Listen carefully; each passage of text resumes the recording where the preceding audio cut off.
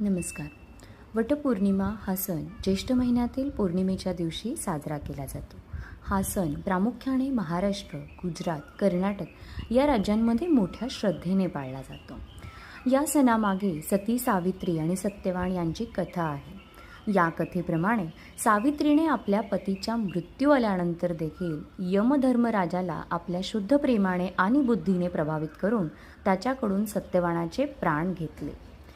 त्यामुळे सावित्री ही पतिव्रतेचा आदर्श मानली जाते. या दिवशी विवाहित स्त्रिया सुंदर पारंपरिक वेशात सजून वडाच्या झाडाखाली एकत्र जमतात. त्या वडाच्या झाडाच्या बुंध्याला पवित्र धागा म्हणजे सूत्र गुंडाळतात. फळ, फूल, अक्षता, पाणी अर्पण करतात. त्या झाडाभोवती 3, 7, 11 अगदी 108 वेळा प्रदक्षिणा घालतात आणि आपल्या पतीसाठी निरोगी दीर्घायुष्यमान जीवनाची प्रार्थना करतात. अनेक ठिकाणी या दिवशी उपवास करण्यात येतो आणि संध्याकाळी व्रताची सांगताही केली जाते. वडाचे झाड हे दीर्घायुष्याचे प्रतीक मानले जाते. हिंदू धर्मात वटवृक्षाला फारच पवित्र मानले जाते. वडाचे झाड जसे खोल मुळे धरून दीर्घकाळ टिकते, तसेच आपले नाते अधिक बळकट आणि स्थिर राहावे ही इच्छा या पूजेमागे असते.